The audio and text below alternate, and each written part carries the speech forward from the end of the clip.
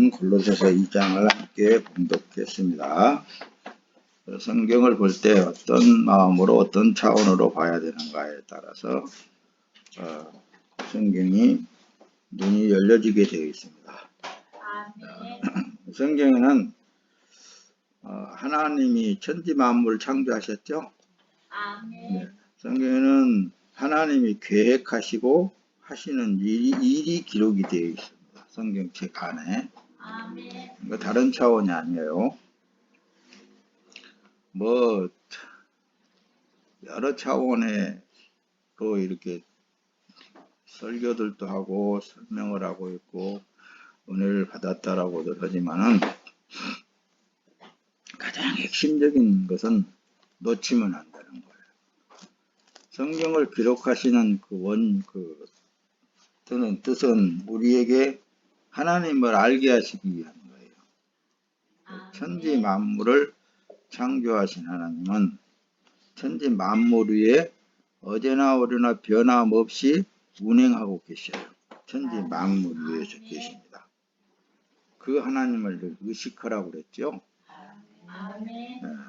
네, 이 천지 만물을 창조하기 이전에 여러분들을 그리스도 안에서 택정함을 받은 자들이에요.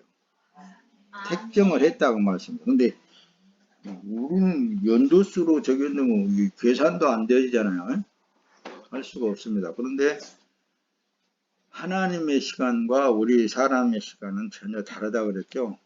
하나님은 직선적이에요. 우리는 수평적이란 말이에요. 여기서 내가 태어났으면 이만큼 와서 내가 이 세상을 끝내고 그러지만은 하나님은 어제나 오늘이나 변함이 없어요. 이렇게 수직이요. 수직. 하나님이 하시는 일에 대해서는 하나님이 이 천지 만물을 창조하시기 이전에 나를 그리스도 안에서 택정했다는 말씀이 정이 나왔어요. 그게 이제 택정론이다. 이렇게 택정론에서 그렇게 가르치고 그럽니다. 그건 변할 수가 없어요. 왜냐하면 성경이 그렇게 말을 좀 하고 기록을 하고 있기 때문에 그렇습니다. 그래서 성경을 더 이해시키기 위해서 명확하게 기록한 것은 이제 에베소서에 보면은 이제 창세 전에 우리를 그리스도 안에서 택정했다라고 그렇게 기록을 하고 있지만은 성경 전체적인 핵심적인 내용을 보면은 창세기 1장에서 하나님이 천지를 창조하시니라 그랬죠. 태초에 천지를 창조하시니라. 그런데 요한복음에도 하나님 태초에 말씀이 계시니라 이렇게 태초를 말한단 말이에요. 태초에 처음에. 그때 이제 늘 이제 학자들에 의해서 분별한 바 창세기의 태초와 요한복음의 태초가 어떻게 우리가 나누어서 볼 때에는 어떤 사람은 창세기 태초가 먼저다. 요한복음 태초보다. 어떤 사람들은 요한복음이 더 먼저다. 근데 결론은 어떤 거였냐면은 요한복음의 태초에 말씀이 계시니라 이 태초가 창세기의 태초보다도 더 먼저라는 결론을 낸 거예요. 왜 결론이 그렇게 났느냐? 태초에 말씀이 계시니라라고 했을 때에는 이 천하 만물이 창조되기 이전에 말씀이신 예수 그리스도 하나님이신 그분이 계셨다. 그걸 이제 합리화시켜서 이렇게 딱 결정을 내린 거예요. 요한복음 태초가 더 앞섰다. 앞서고 뒤서고 그런 것을 따지고 묻고 하기 이전에 뭘 말씀을 드리려고 그러냐면은 이 시대에 내가 났다 한달지라도 이건 태초 전 그러니까 창세기 이 천지가 만들어지기 전에 하나님의 계획 안에 들어가 있었다라는 것을 설명하기 위해서 그러는 거예요.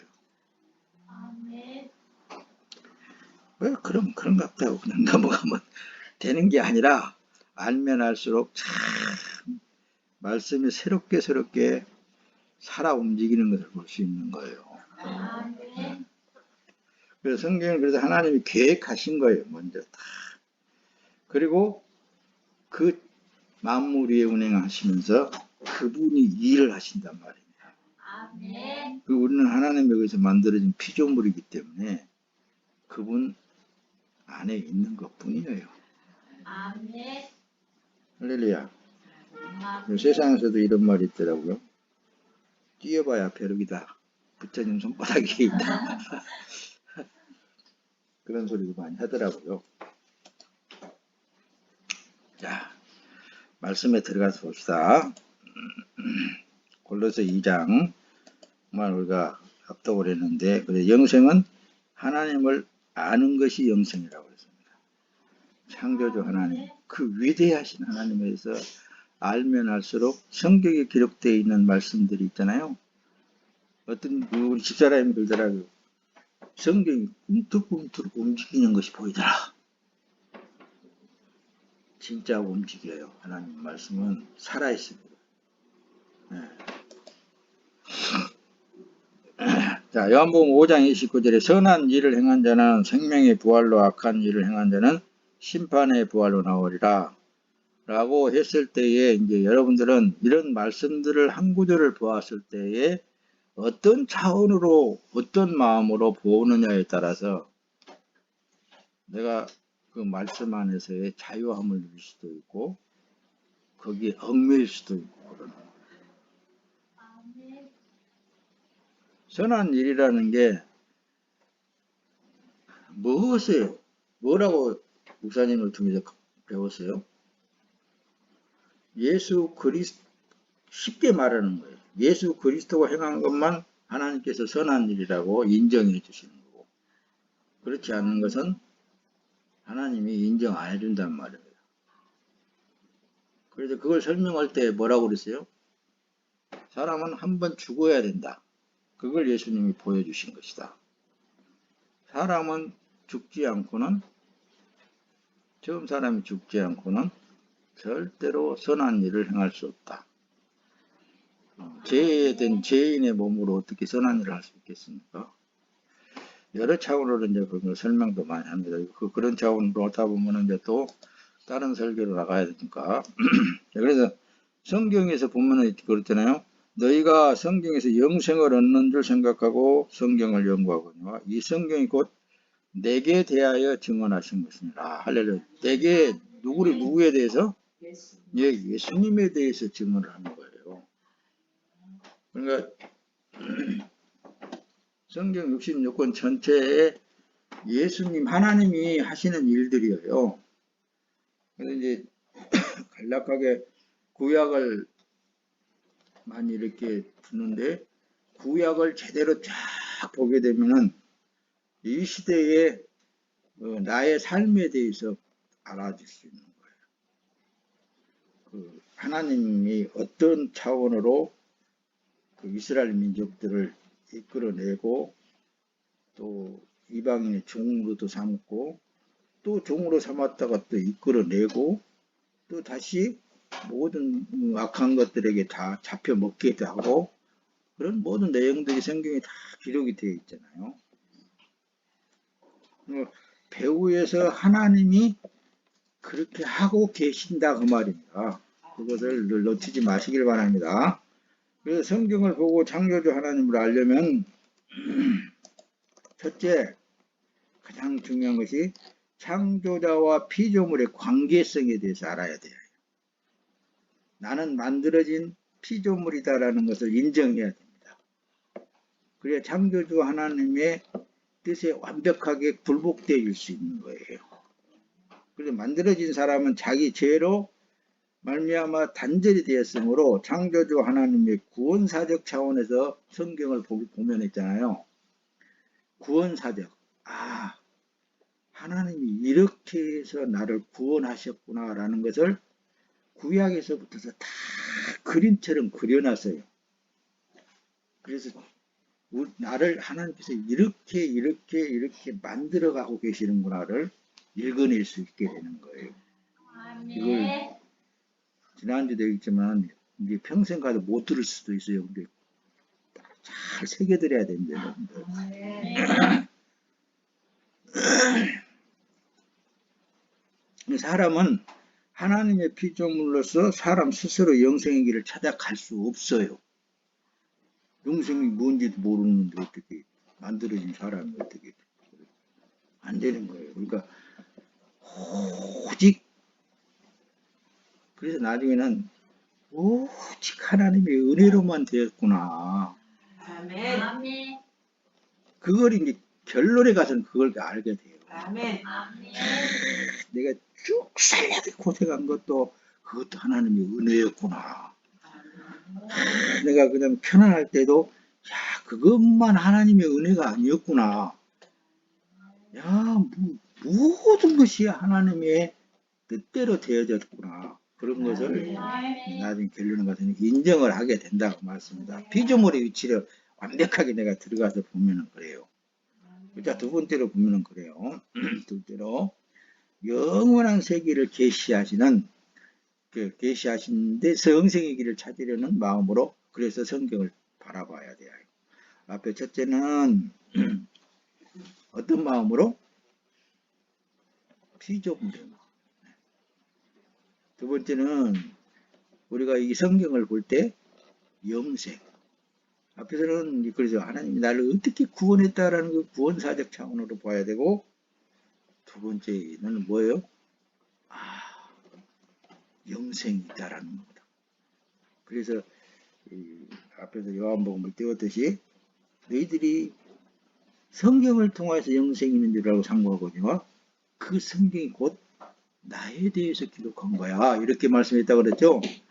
그러니까 그 예수님만 만나기만 하면은 영생이 확히 뚫려집니다.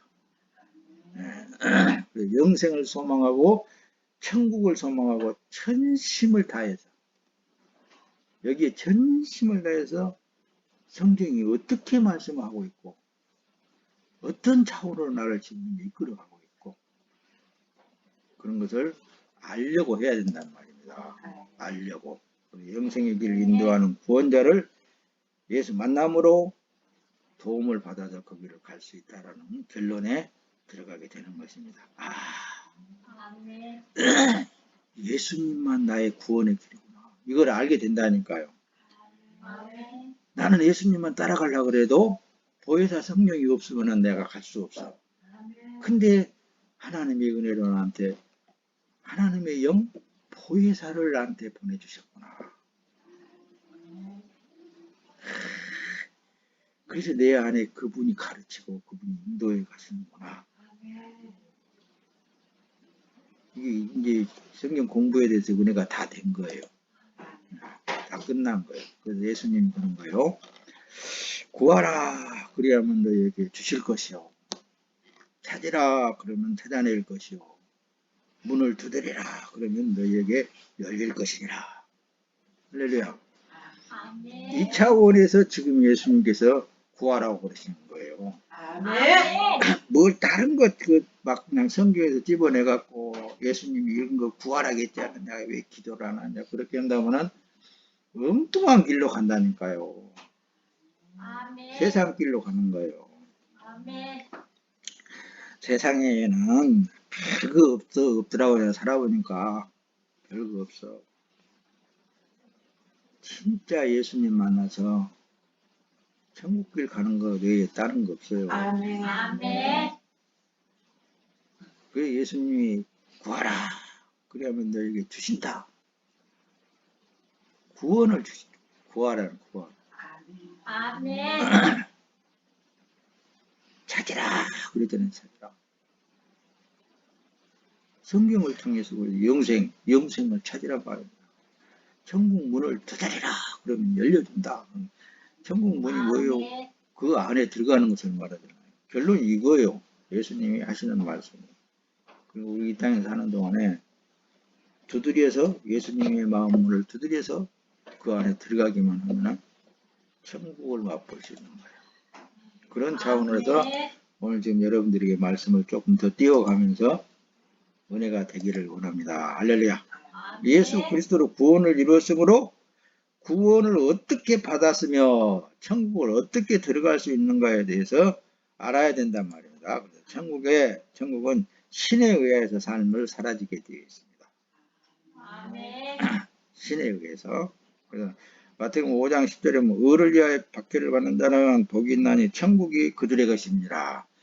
그러니까 의를 위하여서 박해를 받는다라는 것은 세상 사람들과는 전혀 다른 신분으로 바뀌어 버리는 거예요. 아멘. 그리고 다른 마음도 바뀌어 버리고 어떤 다른 차원으로 바뀌어져 버리기 때문에 세상과 짝이 될 수가 없어. 안 되어져. 아멘. 그러니까 의를 위하여서 박해를 받을 수밖에 없습니다. 의라는 건 예수 그리스도를 위하여서 박해를 받을 수밖에 없단 말입니다. 아멘. 그런 자들은 천국이 곧 너희 것이다. 그 사람의 것이다라는 것을 예수님이 말씀하셨던 거예요. 저희는 천국의 삶을 절대 살아갈 수 없는 거예요.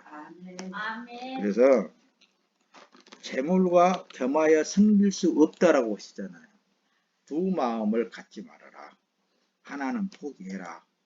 그 얘기입니다. 하나를 포기했더니 세상을 포기했더니 천국에서는 그것들이 나에게 안전함을 주는 것보다도 훨씬 은혜로 안전한 삶을 살게 하더라. 아멘. 그것을 이제 알게 되는 거예요. 할렐루야. 아멘. 자, 말씀을 이제 더 띄워가면서 저 봅시다. 성령으로 사는 삶을 신앙생활이라고 한다고 그랬죠. 성령으로 사는 삶. 그러니까 구원받은 하나님의 백성들은 에클레시아, 세상에서 너를 건졌다. 건져냄을 받았어. 건져냄을 받아서 이제 구분된 사람이에요.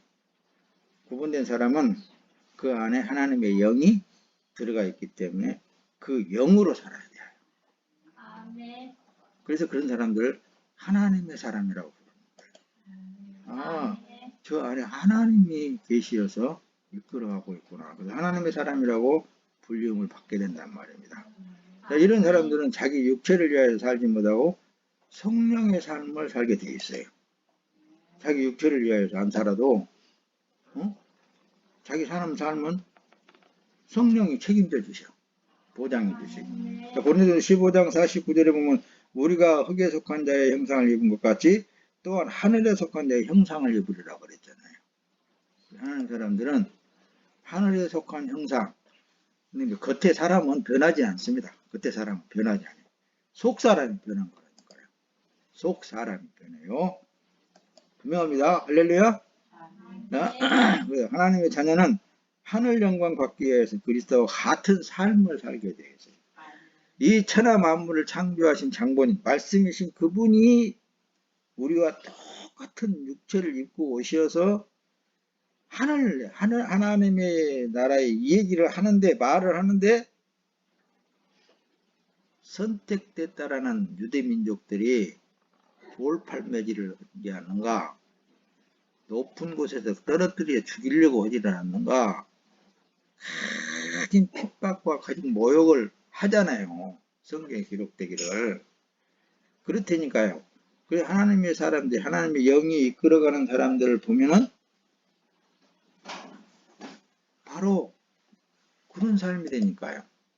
성경을 잘 들여다보면은 나는 하나님의 사람이구나 라는 것을 스스로 증언해 주는 거예요. 아멘.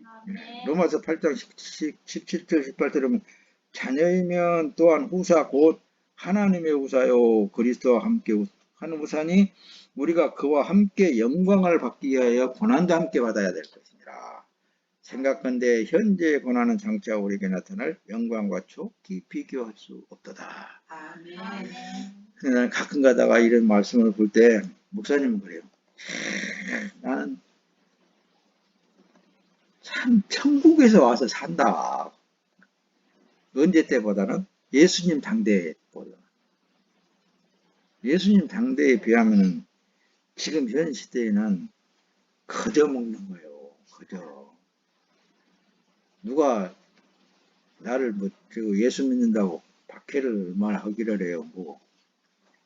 처음이야 다 그런 과정을 겪었지만은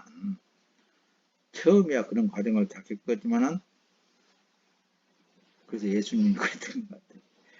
뱀처럼 지혜롭고 비둘기처럼 순결하라. 너희를 보냄이 양을 이리 가운데 보냄과 같도다. 그렇게 말씀하셨던 것 같아. 양을 이리 가운데 보냈다. 그러니까 너희는 뱀처럼 지혜롭거든. 뱀이 굉장히 약삭거렸잖아요. 피하기를 엄청 잘 피하고 땅속으로 들어가기도 하고 그러잖아요. 그러듯이 피해버려야 된다. 거치장스러운 것은 잘라내버려야 된다.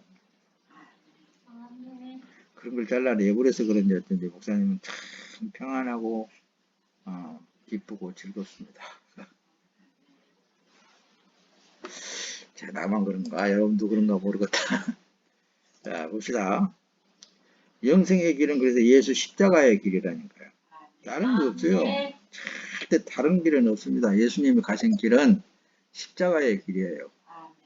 빌립보서 이게 3장 10절에 내가 그리스도와 그 부활의 권능의 그 고난에 참여함을 알려고 어떻게든지 알려고 그의 죽으심을 본받아서 사도 바울 하는 얘기입니다. 어찌하든지 죽은 자 가운데서 부활에 이르려고 힘쓰고 노력했던 것을 볼 수 있습니다. 너희들이 나를 핍박하고 나를 죽이고 그럴 때 야 나는 기쁘다. 나는 예수님의 부활에 동참할 수 있게 됐구나. 오직하면 돌에 맞아갖고 죽은 줄 알고 갔다가 계곡에다가 바울을 갖다 집어 던져버렸는데 저녁 내에 이슬을 맞고는 뿌득뿌득 다시 살아났단 말입니다. 그때 바울의 심정이 어땠을까라는 그래 돼요. 온몸은 돌에 맞아가지고 다 찢기고 막 멍들고 막 그랬을 텐데 아이고 내가 다시 부활했을 줄 알았는데 예수님이 부활에 참여할 줄 알았는데 다시 이 몸으로 다시 살아났네. 어떻게 보면은 낙심도 됐을 것 같아. 그럴 때 한때는 그랬을 거예요. 목사님 같이 아직도 내가 몸에 살아있는 것은 주님의 영광을 위해서 일하라고 그러구나. 그랬을 것 같아요. 그러니까 우리가 살든지 죽든지 그래서 주님의 몸으로서 살아도 주를 위한 것이고 죽어도 주를 위한 것이구나. 이런 걸 수없이 고백하면서 사는 거잖아요. 그렇죠? 바울 사도의 심정이 그때 상대 상황이 이해가 가진다고 말씀입니다. 여러분들도 그런 걸 많이 느낄 거예요. 자, 골로새서 1장 24절 내가 이제 너희를 위하여 받는 괴로움을 기뻐하고 그리스도에 남은 고난을 그의 몸된 교회를 위하여서 내 육체에 채우노라. 이런 말을 하게 된 바울 사도의 말이 얼마나 명언입니까, 여러분들? 신앙생활에 있어서. 진짜 이 육체에 채운다 그러잖아요. 괴로움. 누구를 위해서? 우리를 위해서. 또 더 높이 올라가서 예수님을 바라보면 야 나는 아무것도 아니구나. 야 예수님은 세상 죄를 지고 그 십자가에서 그 고난을 생각해 보면 나는 아무것도 아니구나. 그래진다고 말입니다. 아멘. 갈라디아 6장 17절은 이후로는 누구든지 나를 괴롭게 말라 내가 내 몸에 예수의 흔적을 가졌더라. 이럴 수 있어야 돼요. 이게 영광스러운 흔적이잖아요. 그렇죠? 여러분들이 이 땅에서 당하는 고난, 힘들고 그런 것도 다 영광스러운 고난들입니다. 표예요, 표. 이제 주님 앞에 설 때에 그래도 나는 아무것도 한 것이 없는데 나에게 그냥 위로하시면서 그 면류관을 씌워주면서 혹시 뭐 개털 모자 씌워줄지 어쩔지 나 그거 바라보지도 않는데 알면 알수록 예수님의 은혜였구나. 은혜 그것만 생각이 든다. 고맙습니다. 예. 가서 주님이 어떻게 위로를 해주실지 몰라도 어떻든 간에 이 땅에서 고난을 많이 받는 사람들은 위로를 많이 받게 될 거예요. 큰 상급도 많이 받을 거예요.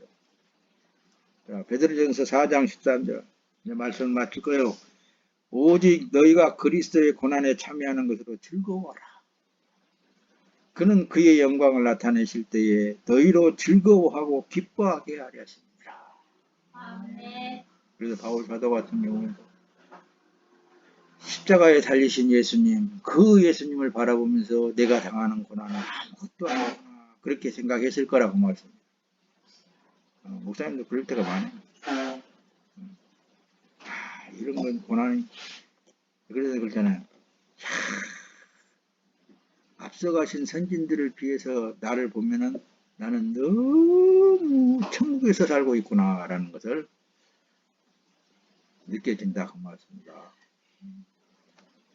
사랑하는 성도 여러분, 그리스도의 고난에 참여하는 것으로 즐거워합시다. 아멘. 기뻐하며 삽시다. 아멘. 자, 누가복음 띄웁니다.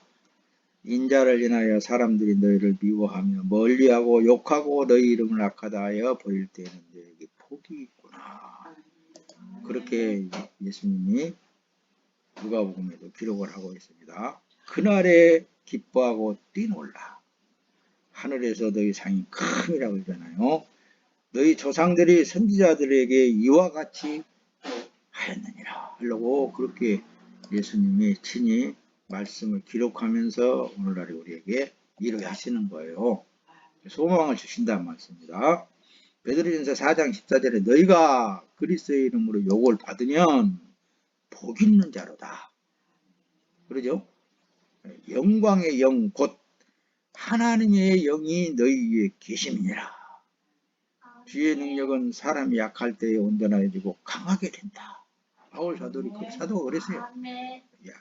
약할 때 주님의 강한 손길이 와서 그 일을 하시더라. 그걸 많이 체험하신 분이 사도 바울이었어요. 영광의 영 곧 하나님의 영이 너희에 계신 것을 느낀다고 말합니다. 할렐루야. 바울 사도의 얘기를 한번 띄워봅시다. 고린도 5서에 보면 그래요. 내게 이르시기를 내 은혜가 내게 척하도다. 이는 내 능력이 약한 데서 온전하여집니다. 하신지라. 이러므로 도리어 크게 기뻐함으로 나의 여러 약한 것들에 대하여 자랑하리니 이는 그리스도의 능력으로 내게 머물게 하려 함이니라. 그러므로 내가 그리스도를 위하여 약한 것들과 능력과 공핍과 핍박과 곤란을 기뻐하노니 이는 내가 약할 그때에 곧 강함이니라. 우리가 세상에 대해서 대적할 필요성이 있겠죠. 세상에 대해서 부러워할 것도 없겠죠. 세상의 권세라든가 뭐 세상에 뭐 가진 자들의 그런 게 놀림거리 그런 거에 우리는 하나도 연연할 필요도 없고 그런 것들에 굴복할 필요성도 없습니다. 할렐루야. 자, 말씀으로는 빨리 끊는 거예요. 마태복음 5장 16절에 이같이 너희 빛을 사람 앞에 비추게 하여 너희로 너희 착한 행실을 보고 하늘에 계신 너희 아버지께 영광을 돌리게 하라. 할렐루야. 우리처럼 목사님처럼 시불도 성도도 몇 해지도 않은 데서 그런 소리 한 사람들은 아마 하나님 가만 안 놔둘 거예요. 난 그렇게 생각해요. 많으면 뭐고 적으면 뭐해.